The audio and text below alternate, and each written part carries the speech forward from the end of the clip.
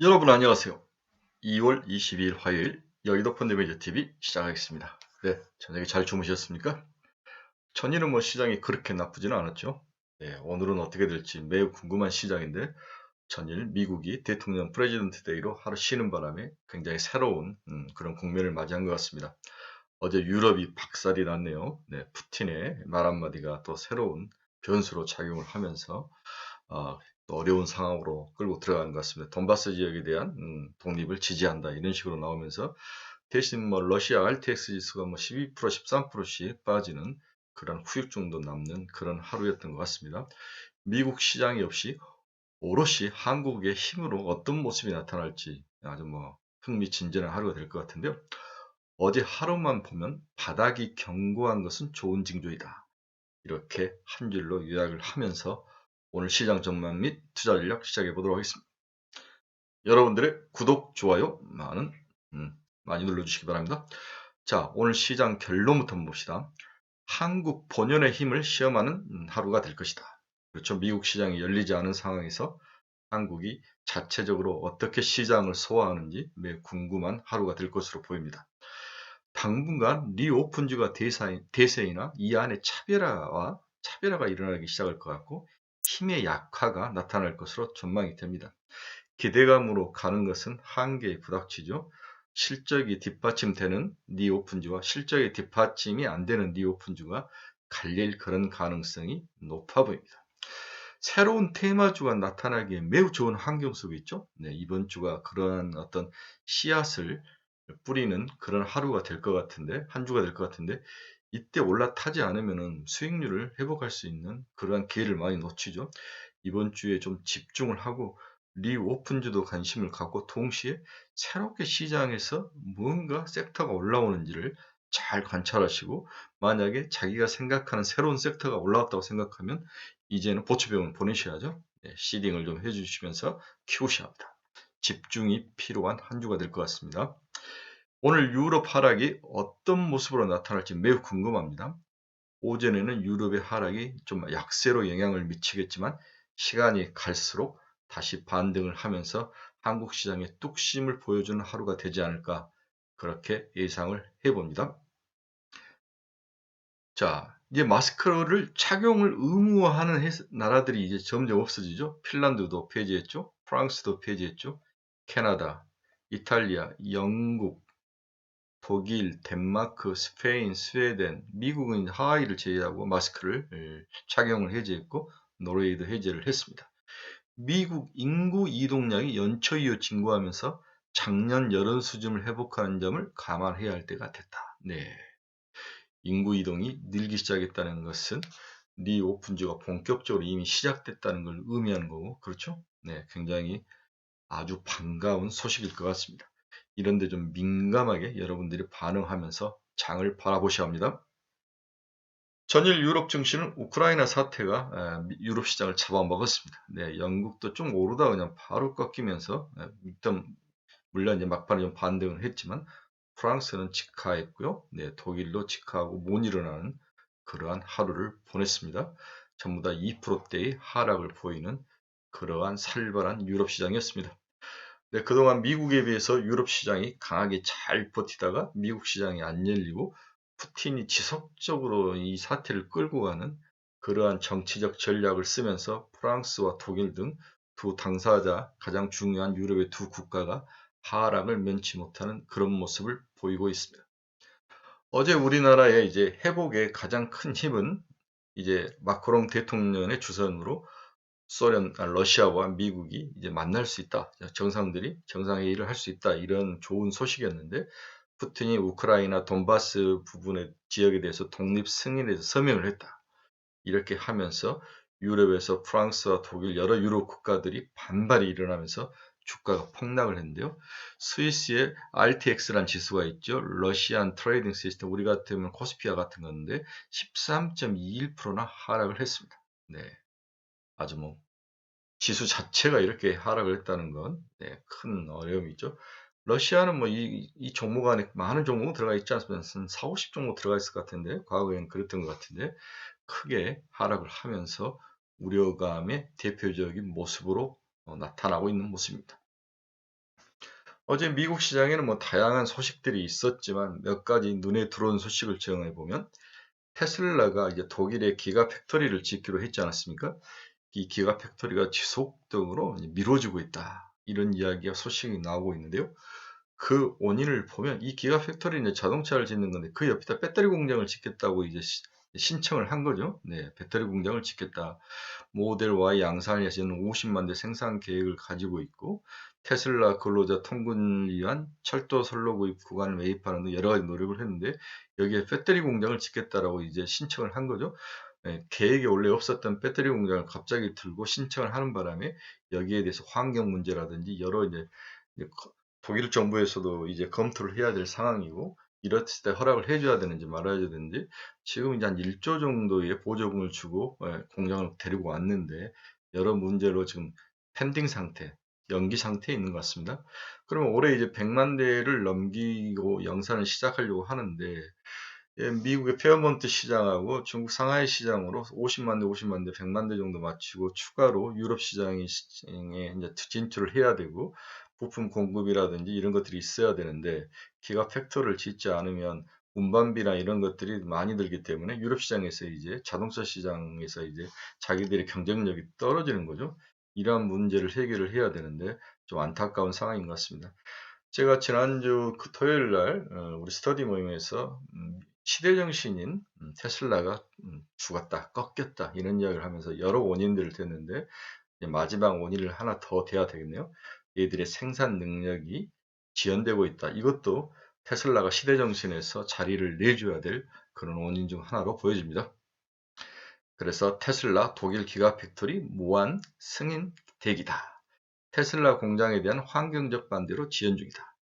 해당 지역에서 배터리 공장 신청이 늦어서 승인이 지연 중이다.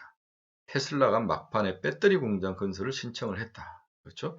독일 환경부는 승인 절차 최종 단계이니 승인일이 아직 미정이다. 이렇게 이야기를 하고 있는데 여기서 또 하나 위험이 배터리 공장을 지었다는 것은 우리나라 배터리 3사의 특히 LG 에너지 솔루션에 타격을 줄 수 있는 거네요. 그렇죠? 자체 배터리 공장을 짓겠다는 건데 이런 것들은 시간이 갈수록 LG 에너지 솔루션의 경쟁자들이 이제 나타나는 내재화 비율을 높이는 거지 않습니까? 이런 면들이 LG 에너지 솔루션에 그렇게 좋은 소식은 아닌 것 같습니다. 오늘 시장 전략 한번 봅시다. 전일 강보와 배경을 한번 보면 코스피가 극심한 변동성을 보이는 롤러코스터 장세가 연출됐지만 나름 선방하면서 마감을 했죠. 우크라이나를 둘러싼 미국과 러시아 관련 소식이 전해질 바다 장세가 막 뒤바뀌었죠. 개장 초기에 2,700선이 붕괴되기도 했으나 미국과 러시아의 회담에 대한 기대감에 힘입어 0.03% 하락이 그쳤을 정도로 아주 나름대로 선방한 하루였습니다. 코스닥의 경우 등락을 반복한 끝에 반등에 성공하며 강보합에 장을 마쳤죠. 장 초반 주가 하락의 원인이 된 것은 러시아군이 우크라이나 국경 지역에 접근 중이라는 소식에 영향이 있었습니다. 이에 장 초반 외국인의 현선물 시장에서 모두 매도세가 나타났죠. 하지만 프랑스 대통령 마크롱의 제안으로 조 바이든 미국 대통령과 블라디미르 푸틴 러시아 대통령이 회담을 진행한다는 소식이 전해지면서 하락폭이 축소되는 그런 하루였습니다. 이에 선물 시장에서 장 초반 매도세를 보였던 외국인들이 다시 순매수로 전환을 하는 모습이 나타났죠. 이날 하루 동안 외국인들은 선물 시장에서 3,408계약을 순매수했습니다.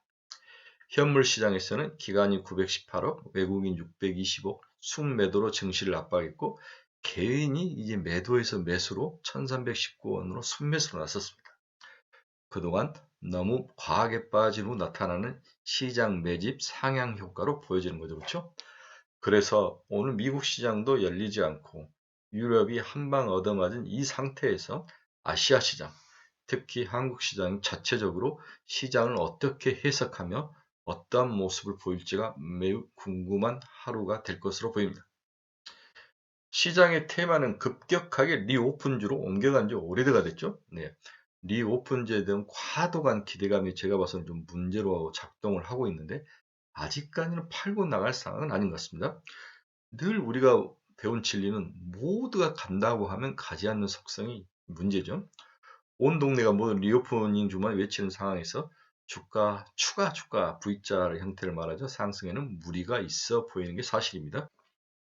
이제 핵심은 네 오프닝 주보다 더 매력적인 그 무엇이 나타나느냐, 아니면 지속적으로 네 오프닝 주가 시장을 리딩할 거냐, 이 싸움인 것 같아요.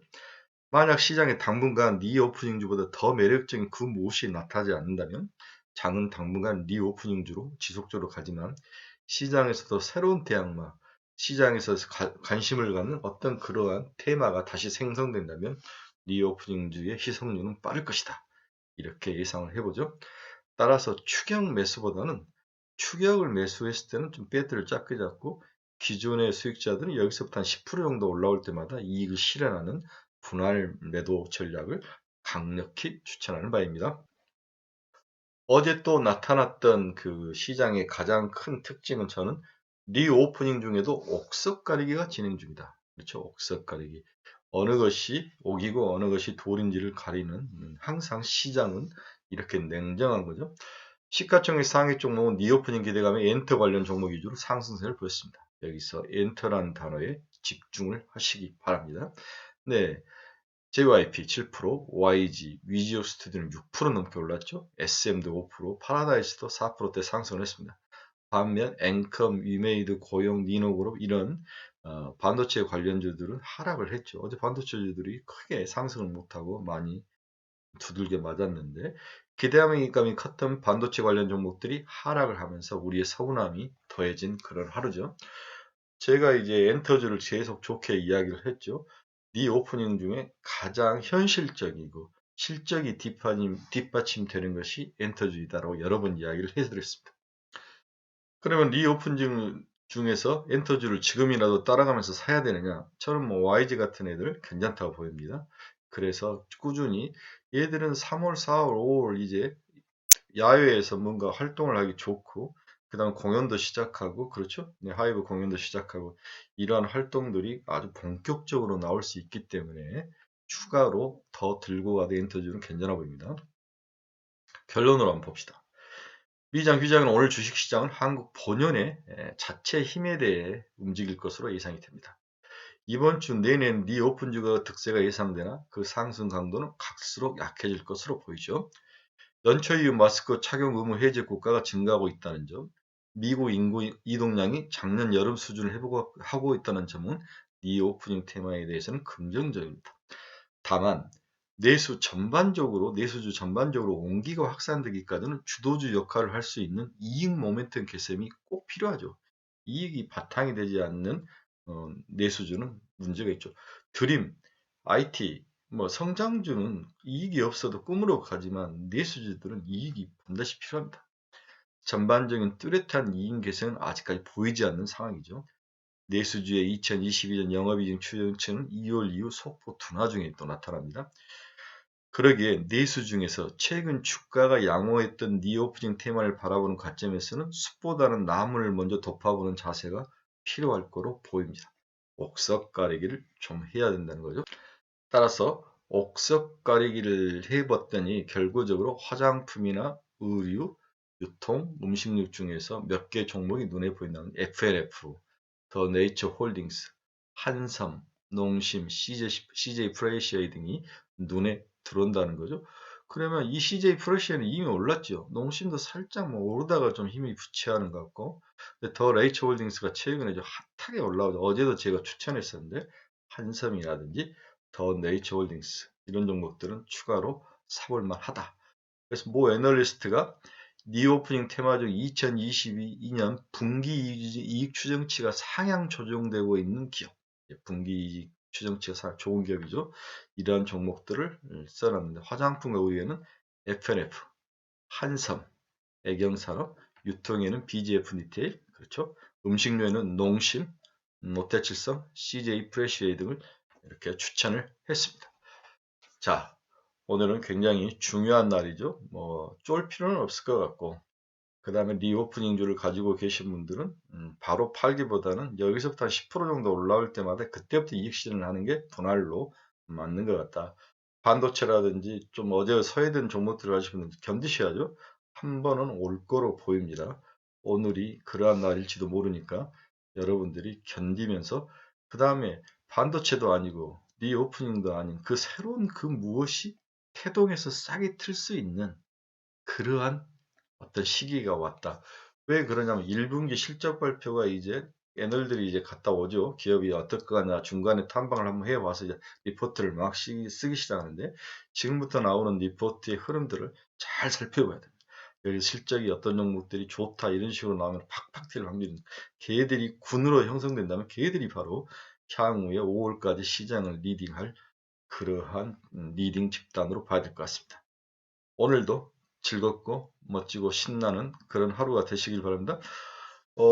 여러분들 중에서 몇 분이 질문을 하셨는데 이번 주 토요일 저희들이 반도체하고 노봇 관련 2개 가지고 스터디 모임을 합니다. 여의도 정경영회관 빌딩 2층에서 여러분들이 관심 있으신 분들은 댓글로 남겨주시면 제가 절차나 방법들을 이야기해 드리겠습니다.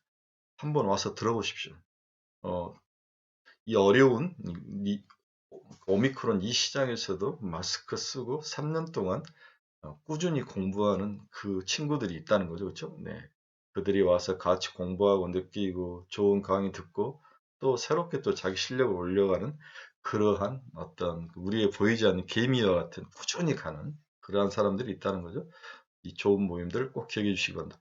여러분 즐겁고 멋진 하루가 되십시오. 감사합니다.